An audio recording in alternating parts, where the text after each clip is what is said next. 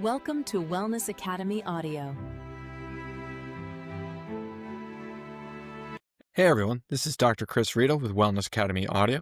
Our goal is to help you build your own healthcare village by bringing together healthcare experts to educate you on the fundamentals. The information shared in this podcast is for educational purposes only and shouldn't be taken as medical advice. Today, we're joined by Dr. Jon Hymel, a certified chiropractic sports practitioner at Hymel Sports and Wellness Center. He has extensive experience working with LSU athletes and professional athletes across multiple sports. Let's get into the conversation. Hey, Jon, how you doing today? Hey, what's up, bud? How's it going? Doing well. So you've been enjoying the cold weather recently? You see me wearing a sweatshirt, huh? Yeah. Yeah. So not so much, but right. For anyone listening in, it's always a joke that I'm always complaining constantly during the summer months. And so Jon, being from South Louisiana, always enjoys the summer. But then once the winter comes, I start giving him grief. it's our yin and yang, man. We balance off that well. Yeah, exactly. That's funny. I guess we'll just kind of dive into some of the topics I want to give. And I just want to introduce everybody to Dr. Jon here, but I want to kind of start off with your background. You're originally from South Louisiana, right? So do you mind filling us in a little bit about where you're from and how you got here? Yeah, man. When people ask where I'm from or they hear that I went to high school in Thibodaux, they think, what a quaint little town. But Thibodaux is actually the big city for us. I grew up, my family's originally from Vacherie, which is between the river and Bayou Lafourche, so right on the west bank. So very sleepy little Cajun town. Everybody knows one another, really close-knit, a lot of sugarcane. Again, that's about it. Sugarcane and hunting and fishing. And we got one traffic light, I think. But yeah. So you grew up kind of running around outside, right? You weren't inside We very did, much? absolutely. Yeah, we were forced outside. So you found something to do or you were given something to do. Yeah, So right? yeah, we hunted and we fished and we played whatever sport was in season at the time and spent a lot of time outdoors for sure. Do you think any of the background, like spending time in Vacherie and in that environment, influenced kind of where you are today? Well, I think certainly the community, the hardworking atmosphere, everybody that I was exposed to was a hard worker. Every example that I had growing up, that's all I knew was hard work. Everybody got after it. I think that culture of hard work was something that definitely influenced me at an early age. I didn't know any better. That's all we knew growing up was hard work. Yes, Yeah, I so think then that definitely translated well. especially considering. So you went from Vacherie, Louisiana, and then you went to LSU after that, right? And you studied kinesiology? That's right. Yeah, that's where I got my undergraduate at LSU, and that's where I think some of my foundations for my passion with kinesiology first started. Because when I enrolled at LSU, I knew that I wanted to get a degree in kinesiology. I just didn't know exactly what I wanted to do with it, but my passion for sports and for strength and conditioning, and for the Tigers as well is what brought me. How did your experience with the kinesiology department kind of influence where you're at today? I know you created a lot of relationships while you were at undergrad and everything like that. Do you mind telling us a bit about that? Because I think it's a great example of hard work and taking advantage of good opportunities. Yeah, well, my undergraduate degree in kinesiology, I knew at some point, or once I figured out I was going to go to chiropractic school, I had all the prerequisites that I needed, but I also took some in athletic training. It wasn't required for my concentration, but I just wanted to learn as much as I could. And it was in taking those athletic training courses that I met the Thompson family, and they were big influences for me, both as instructors and in their actual practice as athletic trainers. Keith Thompson was a athletic trainer for the track team at the time. So that was my first exposure of seeing what he did and just how he ran the program. And he was my instructor. So it was kind of a full circle moment when I started working with him as a colleague, and seeing what he did was certainly influential for me. That's probably when I was first exposed to some of the things that they did, because I wasn't quite sure. And you see them running on the sideline, from the sidelines running onto the field, assessing injuries or whatnot, but seeing the different things that they did piqued my interest. And I think that's when the search really started for me to find a profession that allowed me to do all the things that I really wanted to do. And that's what brought me to chiropractic. What really excited me about it was an opportunity to literally use all the different tools that I had in my toolbox. Interested in strength and conditioning. I was interested in the therapy part.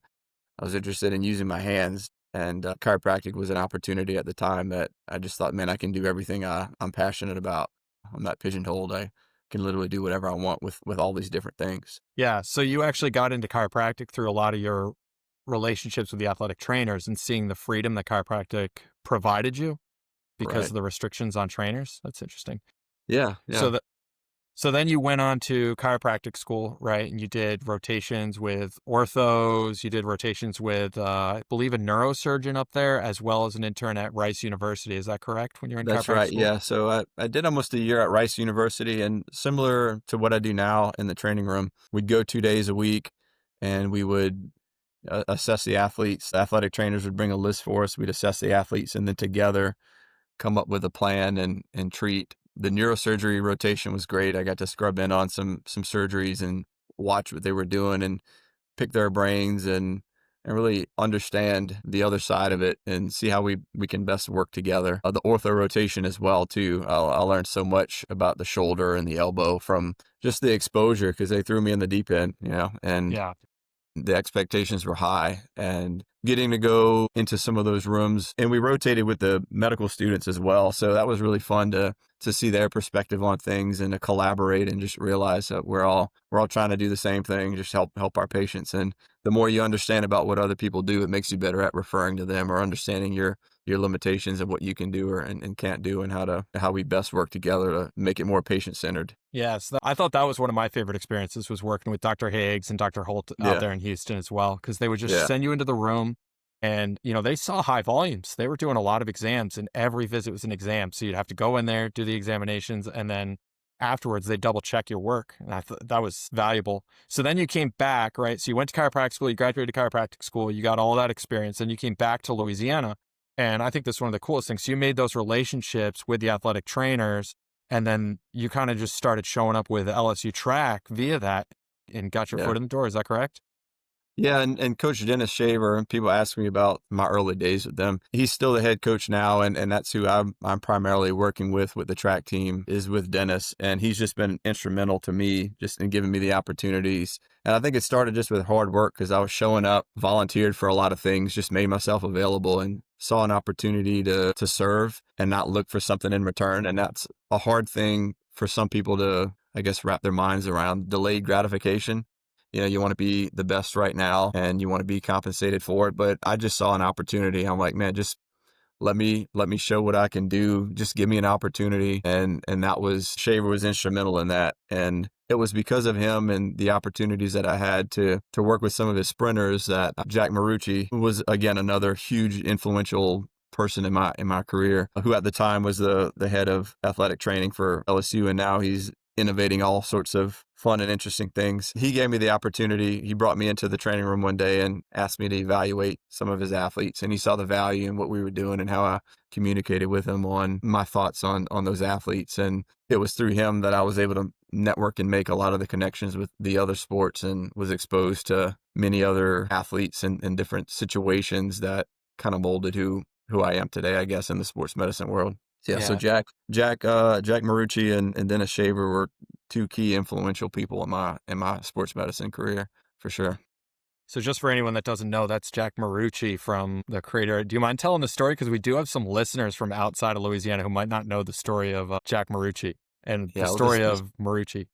this past year, the Marucci Sports is considered, Marucci Sports Invictus are the official baseball bat of Major League Baseball. And for the longest time, Louisville Slugger was on top of the hill. And within just a few short years, really because of the quality of the work that they do and the player involvement, they've become the number one bat in baseball. And it all started with Jack in his backyard tinkering. Now, he's from Pennsylvania, and they're quite proud of the wood that they have up there at some of the farms. In fact, Marucci actually purchased the farm where the wood comes from, so they source it directly.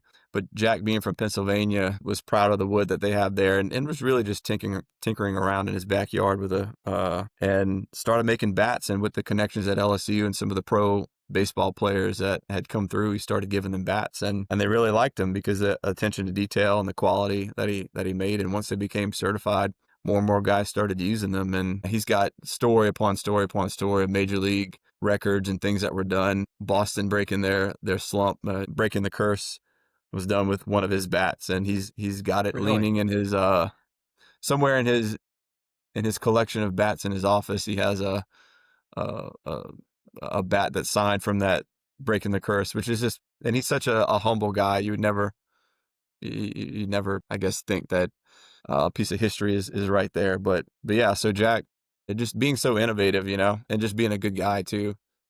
Great story. So yeah, Yeah. Marucci bats, look him up.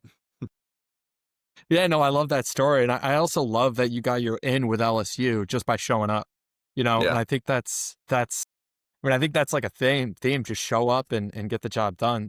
You went on, so you started out with LSU track, but then you just went on to work with almost all LSU sports in some form or some capacity throughout those times, resulting in you were with the LSU 2019 national championship team. You're also with Right. track for their national championship and a That's couple right. others. I apologize if you want to list the national championships so I Yeah. don't leave anyone left out.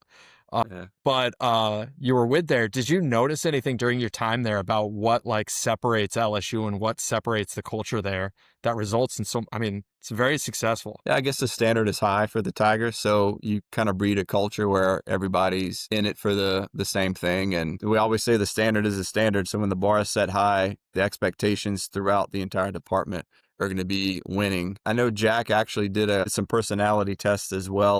I think he knew, in fact, I know that he knew before that 2019 year that we had something special. Coach O knew that we did from a talent standpoint, but the evaluations from the personality standpoint, because that's something that Jack actually evaluated. He watched how the athletes interacted with one another, how they interacted with the staff, how they interacted in the training room or whatnot.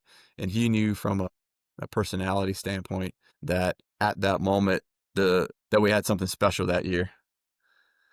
So not Do you even mind from a wa- talent standpoint, he knew from a culture standpoint that we had something special. So I think the sport to sport, the standards are so high and the culture is so good that everybody wants to win, and that's what's expected. Yeah. Is there any habits or patterns that you notice because you've been with some teams that have had really high success and some of the teams that have struggled. Have you noticed any of those habits or patterns or any differences between the teams? I think doing the little things right. It's not always the latest or the greatest or the sexiest thing, but the ones that really shine at the end of the season, they do the little things right. It's boring, but they have elite habits. They're taking care of their bodies. They're getting their treatments. They're giving the highest level of effort in the weight room. Now that was part of Tommy Moffitt being one of the top strength coaches in the country. Every part of everything that they did was elite. They didn't just play elite. They recovered, in an elite way. They fueled their bodies. They had the mindset that every part of it. They watched film. Everything about it. The habits are what bred the greatness. And doing the little things and doing it consistently. It's not just doing it once. It's not just doing it for 1 week.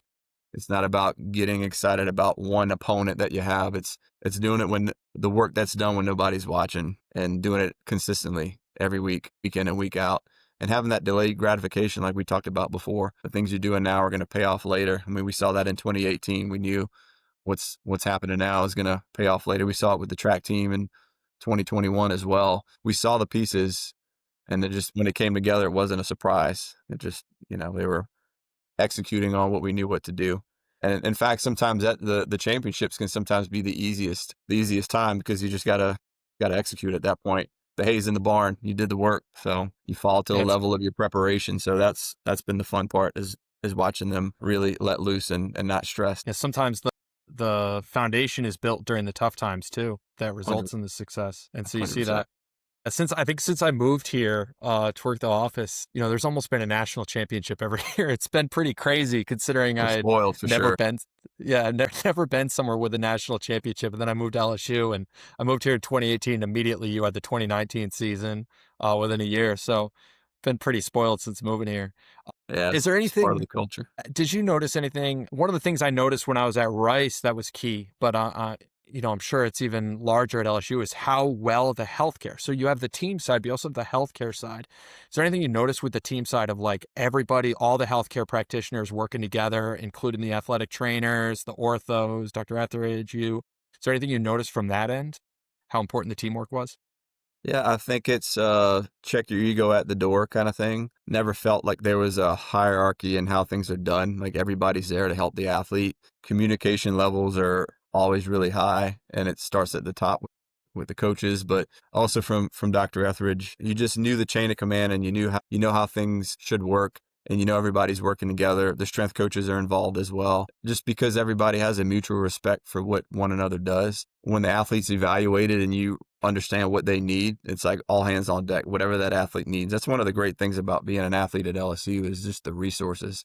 Because where else are you going to have all these doctors working together in such an efficient way, communicating and expediting whatever that athlete needs? I mean, it happens, and it happens at the highest level. And the co-management part, I mean, it's so easy to message the other doctors, and within a couple of hours, that athlete literally has everything that they need, and they have a game plan, and the athletic trainer is the one in the trenches that's making sure they get what they need and executing. But just the communication and collaboration, for me, is at the highest level there. I haven't seen it at any other level that's better, and I think that's a great part of what they have there. Mickey is doing a wonderful job as well of continuing that, I guess, that tradition of, the athletes are going to get what they need. They're going to have it at the highest level, and they're going to have a great level of collaboration and, between amongst all the different specialties. We're all going to work together. Yeah, we talk about another side of that too, is bridging the gap between injury to performance. So something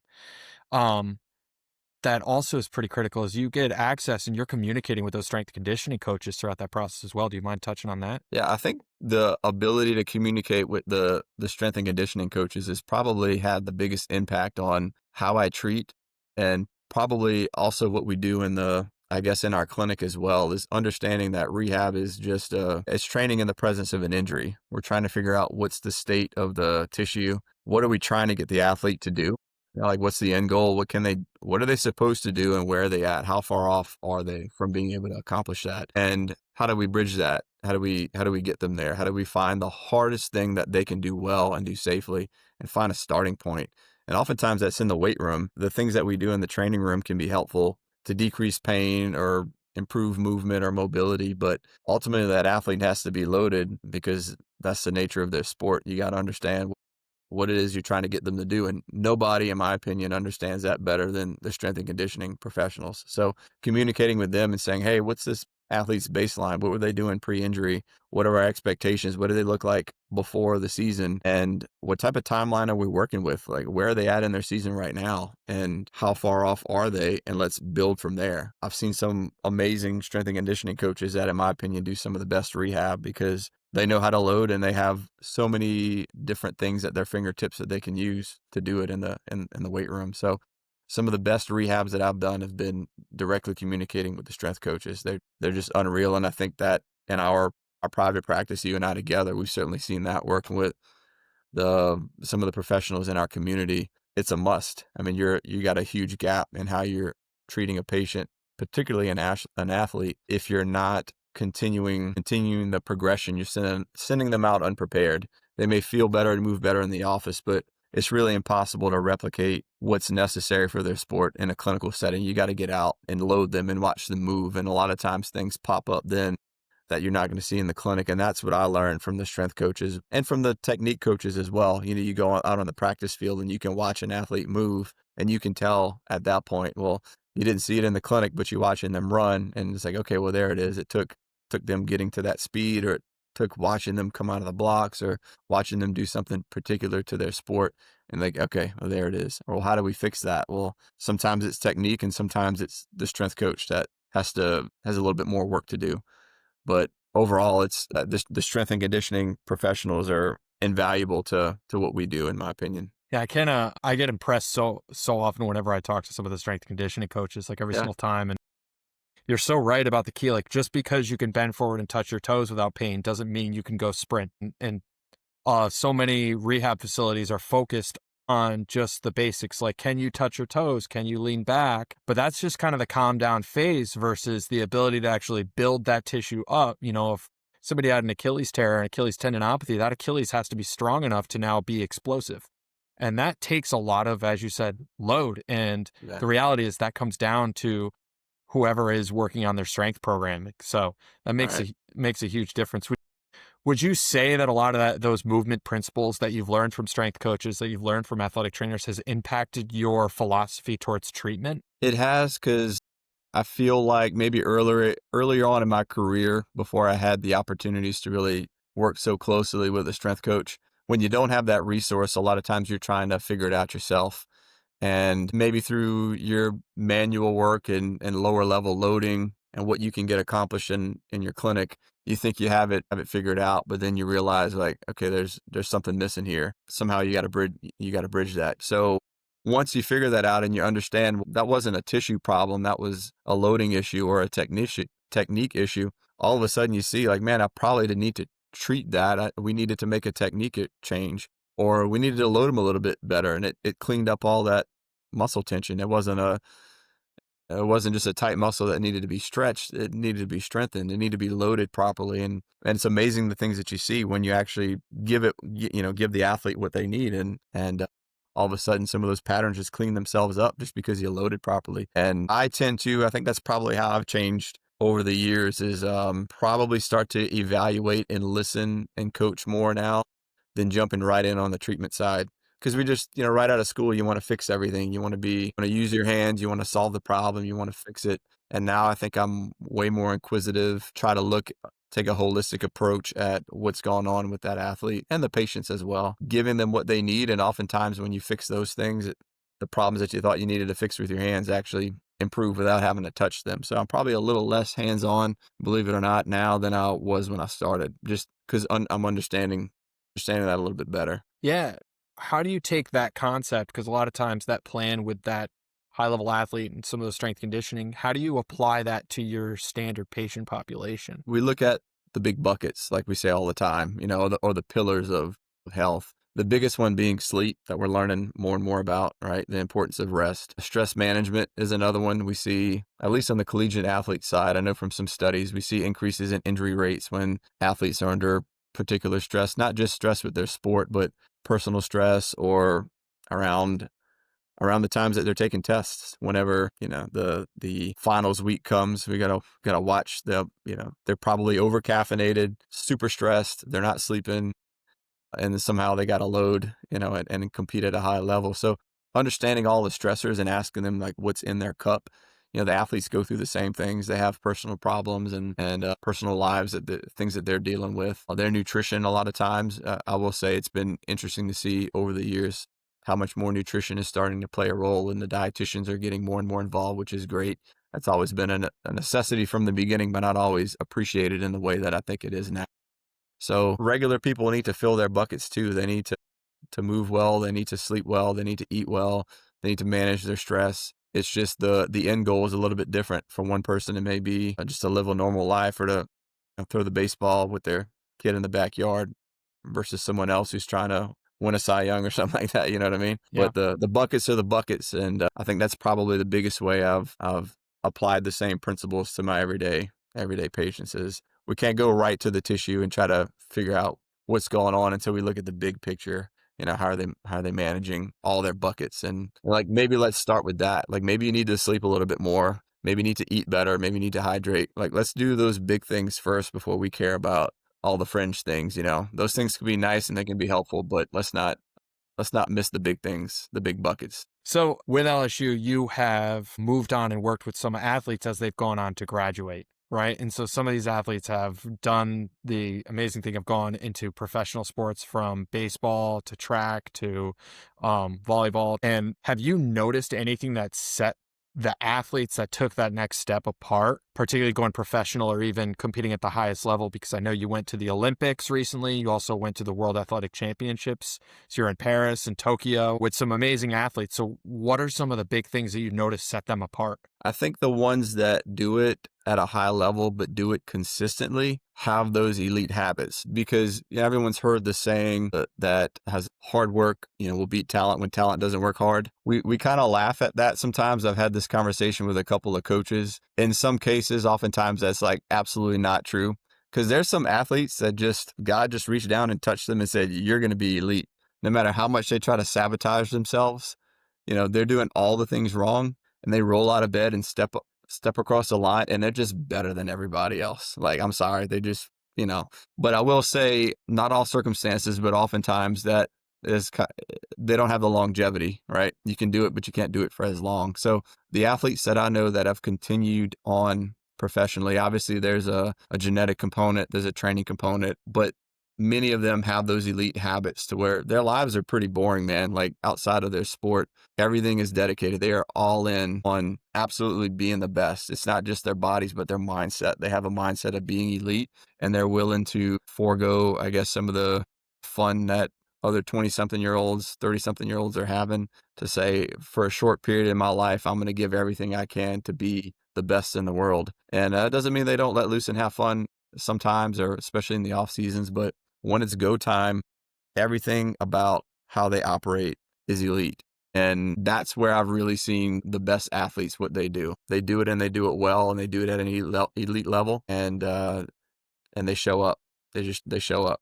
And you don't see that with the other ones quite as much. Do you mind elaborating on some of the habits? So you're talking about how they're doing it at the elite level consistently. I'd say in looking at all those buckets, they don't wait until an injury happens and say, okay, well, I need to start looking at these things.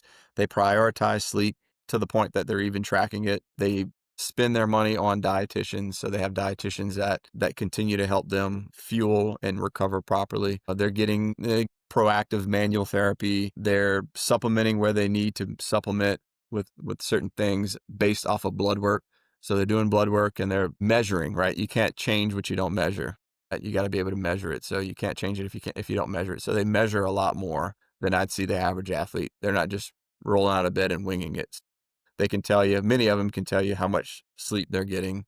They can tell you how much water they've consumed, or they can tell you about their diet intake or their macros, and they continue to have a team around them that they lean on. The ones that are doing it at an elite level have high levels of communication with their strength coaches. Their strength coaches are overseeing their lifts. They're modifying their lifts based off of those things. So, hey, you had a rough night's rest. You didn't really sleep. You're not fully recovered. Guess what? We're going to change your workout out a little bit. They've surrounded themselves with the right people to call those shots, so that they know they can't do it themselves. And not all organizations do that at a high level. They're not going to do that for their athletes, right? Once you turn professional, the owners you'll see in different organizations, they're not all as invested in the athletes as others. True. It's a business, and they're not going to spend the money if they don't have to, per se. As a professional athlete, the ones that do it and do it well for a long time, they build a team. They have to have a team around them, and they pay for it, and they make sure that all those buckets are filled, and they have other people responsible for turning the dials and making sure that they have what they need, and making, because they don't know any better. You don't know what you don't know. So having a team is imperative to do it at a high level and to do it for a long time. I guess one of the next questions actually probably taps into the team approach, but I was wondering, a lot of times with elite athletes, there's so much pressure for them to be on the field, on the track, no matter what the injury is. How do you work with the team to dictate whether this is the right time for someone to push, hit the gas, or is this a time to hit the brakes? I guess it depends on the stage that they're at and how big the competition is. Yeah, you kind of push or pull based off of that. I will say, from a mental health standpoint or a stress management, the athletes that I see that do it at a high level, they have outlets, right? As all in as they are for their sport, they also have something else that helps them fully decompress. So their highs are high and their lows are low, meaning like their outputs, their high outputs are able to be really high because they know how to actually recover. Like when they're resting, they're actually resting. They're not thinking about all the things that could be stressing them. They put their mind on something else. Yeah. I have one high level athlete that was, studying to get his pilot's license, because when you're thousands of feet in the air, it's all you're thinking about is piloting. You're not thinking about the stresses of your competition. You're not thinking about who's up next, or no, you're 100% in on flying that plane. Or I have some that have gotten into music and have released some audio. They've gotten in a DJ booth or made some songs, and that actually surprised me. One time, this particular athlete I was working with, we were done with the session, and he said, "All right, man, I'll see you later. I'm going into the studio." I'm like, "The studio?" He's like, "Yeah, I've been working on a song." I'm like, "Okay, didn't know you had that talent." But when he's in the all he's thinking about is his craft. He's thinking about that song.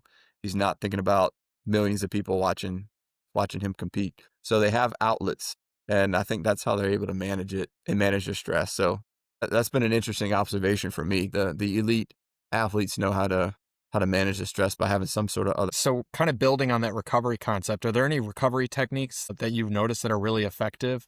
I think more so recently than ever before is the concentration or appreciation for sleep. I don't think that's something that has always been appreciated. I mean, I know like in the 90s and early 2000s, that certainly wasn't the case. And a lot of athletes were, grind harder. It's more of a mentality, get up early, not really looking at rest and recovery. A lot of coaches leading early morning weightlifting or whatnot and not tracking the stress that the athlete's under. So I think sleep is a big one that we say it over and over again. It's not fun, it's not sexy, but it's so vitally important to recovery. There are a lot of other things that can be helpful, but that's one of the big buckets that I think, it's not a great answer, it's not a fun answer, but it's something that I've certainly in a good way seen trend in the right direction, that athletes they're monitoring their sleep more. They're monitoring their stress more.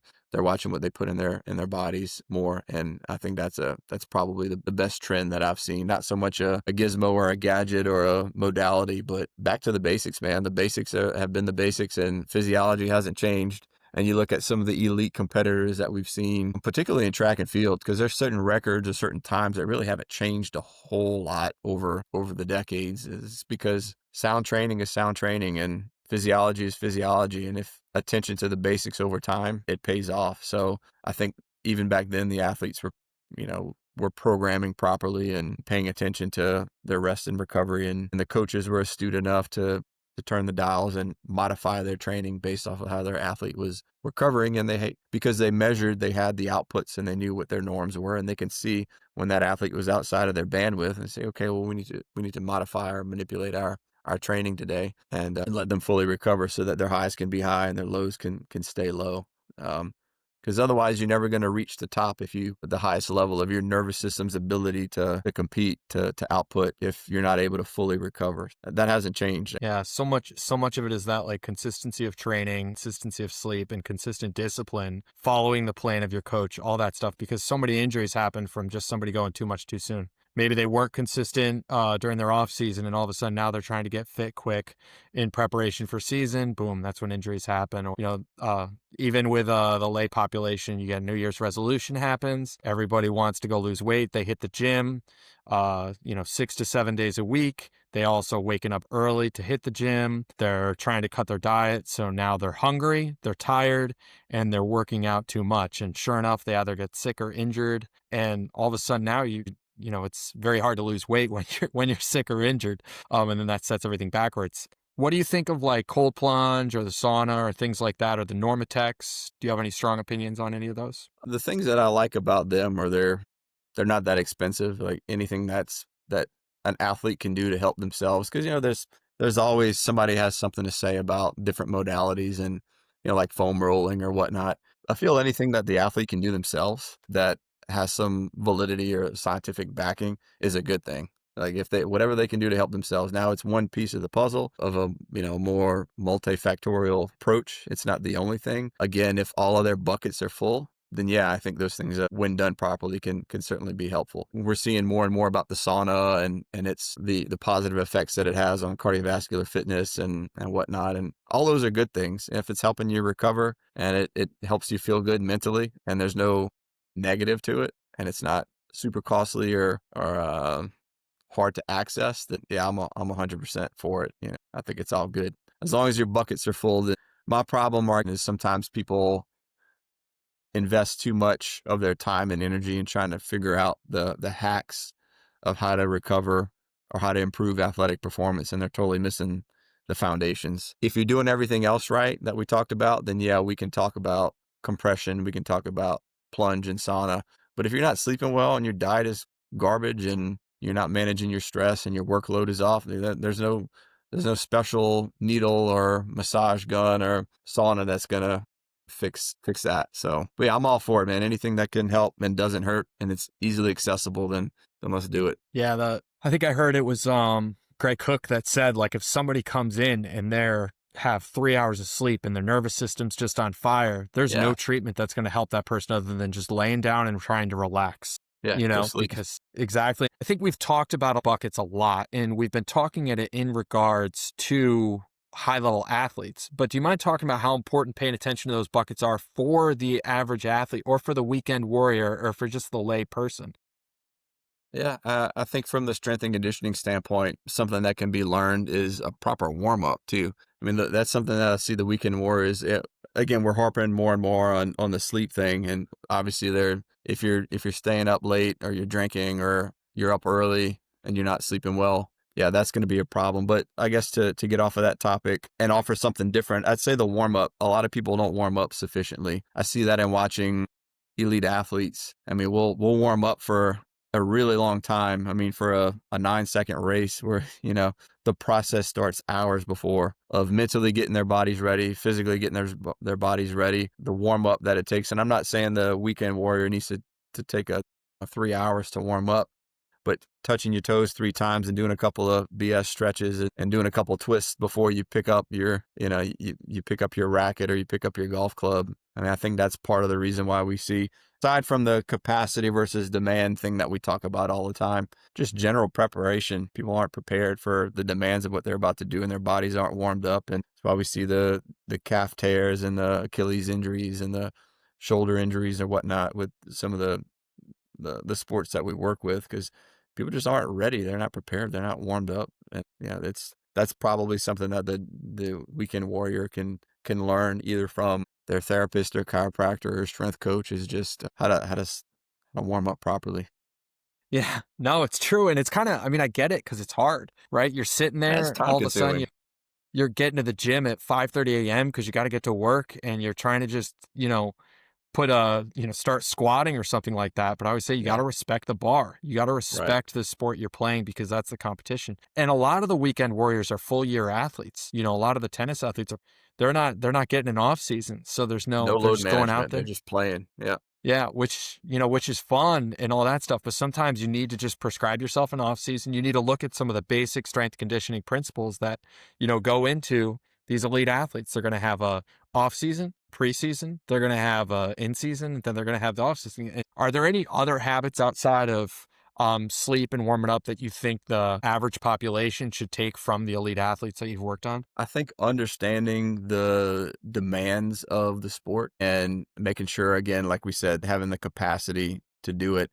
I've had so many runners that have come in to the office, and I'd say they're upset, but I've had many tell me the reason why I started running is because all I have to do is put my shoes on and open the door.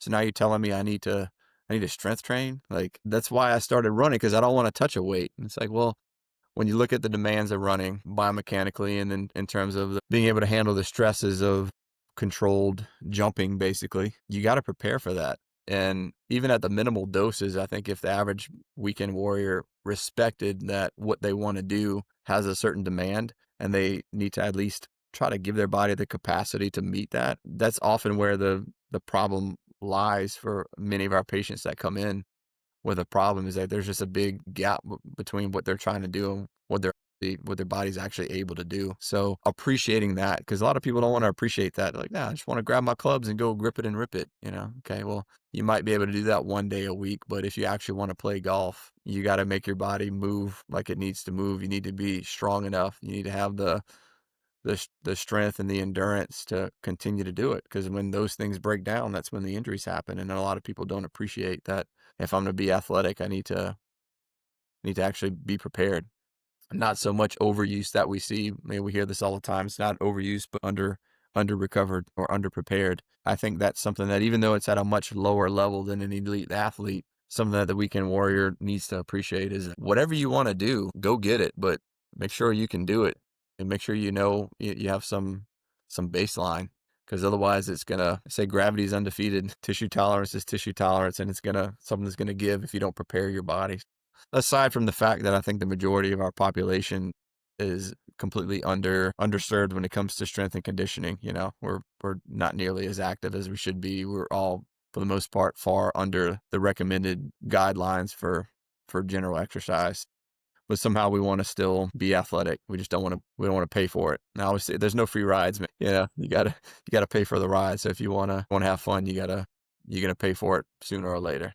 If you want to play weekend softball and you haven't sprinted for 3 years, you might want to start doing some running before you go right into sprinting down the first baseline, Might help. or else you'll be limping through the line with a hamstring tweak or something like that. That's what happens.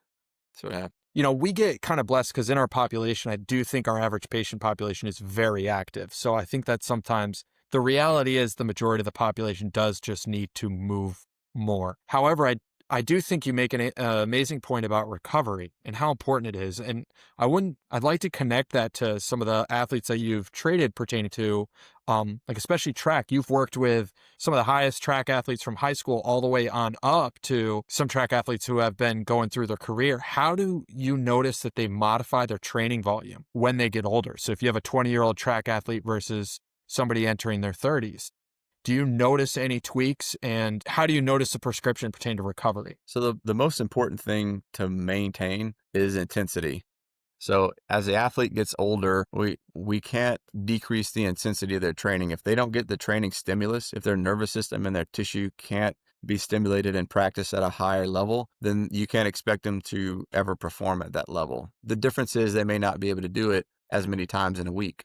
They may take longer to recover from a high training stimulus, but you absolutely can't pull that high training stimulus away. If we try to slow down or decrease the intensity of training for older athletes, you may be able to create some longevity, but you're not going to have them compete at that high level. It's just not going to happen. So the biggest differences I've seen with some of my elite athletes as they get a little bit older is we have to keep the highs high. We have to have high level training stimulus. It just may take them a couple more days to recover. Maybe that week that was planned to have 3 days in the weight room, we have 2 days instead. And then we have to have some sort of general movement recovery in between. So they're still moving their body, but we're giving them more days for their body to recover and their nervous system, because that's the other part of it is the nervous system recovery. It's not just the equipment, the hardware, it's the software too. So the nervous system is a big part of that, and keeping their nervous system firing at a high level to maintain that elite competition is a must. If they can't do that, you're going to start to see a rapid decline in their performance. So the athletes that we've seen with longevity in their sports, they still train really, really hard. They just may need they may need more time between those high training stimulus days. And they really have to pay attention to their nutrition, in my opinion. We say you can't build a brick house without bricks. As the body composition changes as they get older, we have to appreciate that and appreciate it's going to take longer for their body to recover from certain training stimuli. And if that's done correctly, I think those are the situations where I've seen some athletes with long careers continue to compete in that fourth Olympics, or, they have careers that go longer than average. It's because those were the tweaks that were made in their training. You got to keep this training stimulus high. Otherwise, they'll never be able to compete. They're not just going to rise to the level of the competition. You fall to the level of your systems is what we say. Yeah, I think that taps into what you were saying earlier about the recoveries. If we're making those modifications for a high level track athlete as they hit their 30s, what type of modifications do we need to keep in mind for somebody trying to continue to play tennis at a high level at 55, at 50? And that doesn't mean that they need to stop doing that. Like, we want you to keep running, we want you to keep training, we want you to keep squatting, we want you to keep doing these, but your recovery demands are going to be increased. Your mobility demands are going to need to increase. So you need to start adding warm-ups. You need to start adding those things. If you do those things, you're going to feel so much better. Just a little bit of rest. And I even see it with the high intensity interval training, as well as some of these intense classes like Pilates, bar, things like that. These are hard classes, and sometimes you just need a little bit of recovery. And so sometimes we're pushing it a lot to get there. Mm-hmm. Yeah, they kind of die in mediocrity, what I call baggage training. The stimulus is never high enough to support high level athleticism or training. They just kind of live in this middle ground training intensity zone, and the tissue just never recovers from it. And then those repetitive injuries kind of build up. They play or compete way too much and they don't train enough. Because of that, they just live in that middle zone of just breakdown, Yeah. So they would benefit in the same way that the pro athletes would. They need higher days. It doesn't matter how old you are, right? Like, the training stimulus still needs to be high. We still need to push ourselves, and a lot of people die in that middle zone. That I call it the baggage zone. It's just baggage. Everything that they're doing is just baggage. They think it's helping them because mentally they want to do something, but it's really their highs don't get high enough, and their lows don't get low enough either. So they just die in that middle zone. They fall apart there. Well, I think that's the benefit of hiring a professional or having somebody write the program, because it's like, I even find that happening to me. I'm going to the gym at 5:30, 6 a.m. and I'm happy to be there. Sometimes, I'm happy to just be there and getting a workout in and Yeah. doing what I need to do. But I am in that middle ground where sometimes like having somebody to write that program or and that's where this high level coaching comes in. But having somebody to sit there and be like, hey, you need to be pushed today. All right, you need to be recovered today. And that, Right. it taps into like for people trying to maintain that high level health, high level activity, kind of still beneficial to have a healthcare and a strength coach team surrounding you, people paying attention to it. So kind of moving forward, what do you think is the biggest thing that you've learned as you've been in practice? In terms of patient care or just personal journey or Well, let's start with patient care, and then after that, let's do personal. I think collaboration is key. The longer I've been in practice, the bigger my team has grown. Again, checking your ego at the door and realizing there are a lot of smart people that have great ideas. And when you make it more patient centered and not doctor centered, that's really where the magic happens. I think again, right early in my career, you want to help everybody, you want to fix everything, and you realize that, man, the bigger your team is, the more you're going to win. I think that's probably been the change in the evolution over the years is my team just keeps getting bigger and bigger. That's awesome. So what do you feel like has changed for you the most personally? I think personally, my biggest accomplishment, just in general, is my family. And I think how that's affected my professional life is, I guess, some of my priorities. My why now is, my family, my kids, and watching them grow up. And anytime, just what I've witnessed, anytime you're working in the world of professional sports, it's really hard to have balance. I don't think there's such thing as balance when you're dealing with professional athletes because there's no give and take there. They're demanding what they need to be the best is a uh, complete lock in. They have to be very focused on what they're working on, and that doesn't allow for distractions. No other things that they can get into. Their full attention is to be the best, and you have to be available to help them. So you can't really work around a kid's schedule with that. So I think my dedication to my family's probably been the difference. In the beginning, maybe a little bit of FOMO because you understand the opportunities and the things you want to do, with athletes. But then I think at the end of the day, I realized that success is empty without a fulfillment.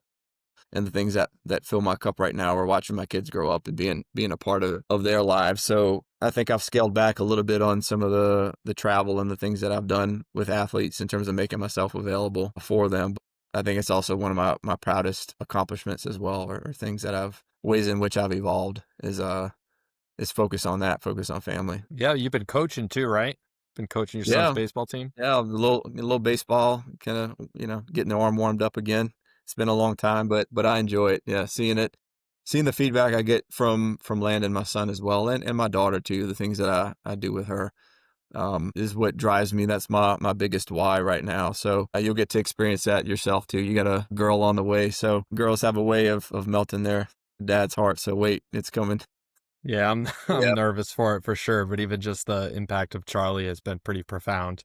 Right. Yeah. And I know that's affected you with your coaching and your availability with rugby as well. You realize that, family is everything. And as selfish as we can be early in our career, wanting to be the best providers we can be and to make ourselves available for the different opportunities and to work with the athletes. And it's professionally fulfilling for us. But once you start a family and you have little humans that you brought into the world that you're responsible for, you realize that kind of takes precedence over everything else. And they grow up so fast, so you got to be in their lives.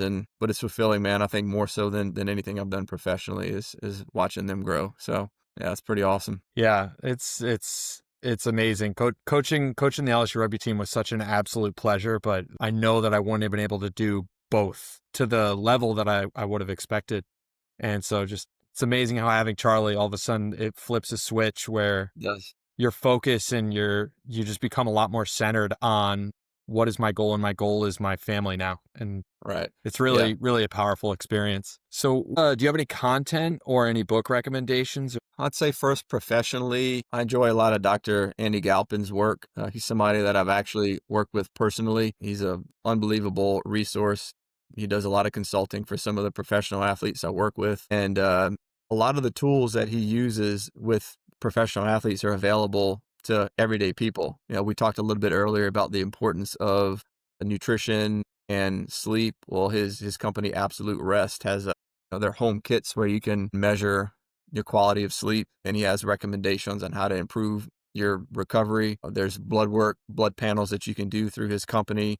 And based off of your lab work, he makes recommendations, exercise recommendations, as well as nutritional and supplement recommendations based off of that. And it's the same panels that he's using with his professional athletes, and they'll tailor it individually too if you want, which I think is pretty awesome. And he's got a lab at Parker University in Dallas, a chiropractic school there, which I think is pretty neat, pretty awesome. And I like his content because he consults with, and he does a lot of podcasts and videos or whatnot with many other professionals that you can learn from. He's got an awesome series with Andrew Huberman, and just some of the guests that he has, I find that I've learned a lot from. So there's just so much great content that he puts out that he's somebody that I find myself constantly going back to, like who did he talk to, or whose podcast was he on this week, or what new study just got released on exercise or nutrition or sleep. So he's a wealth of knowledge and a great guy personally too. I enjoy working with him. On the personal front, I really like Simon Sinek. I think he puts out a lot of really great things. I've read all of his books, and he's got some videos and podcasts and presentations that he's done, and I just really like his work. Benjamin Hardy has some great content out there as well. I really like his leadership. I feel like I get a lot out of listening to his information personally. So, but yeah, Simon's a great one. I really like his Leaders Eat Last is great, and he's just tons of great information, motivation, and gosh, I can go on and on, but for now, I'd say probably those two are what's in my playlist most frequently right now. Yeah, it's amazing. So, as we wrap up, where can people find you? Email sportsandwellness.com. I think that's a great place to start. All of our information is there, phone number, email address, and it tells a little bit about our staff and who we are and what we do. Yeah, absolutely. And you can follow Email Sports and Wellness on Instagram and Facebook as well. That's right. Yeah. Perfect. Awesome. That's it. Well, thanks for joining us today, Dr. Jon. You gave us so much information. It was an absolute pleasure. Yeah, man. And congrats on this project, man. I think that's pretty awesome. All the things that you're balancing as a provider and as a dad to take the time to put out this quality content, I think is awesome, and it's remarkable. I think a lot of people are going to find value in it, and you're covering some great topics and providing a great resource to the community. So congrats on this as well, man. Well, thank you so much, Jon. Hope you have a great afternoon. All right, man. Talk soon.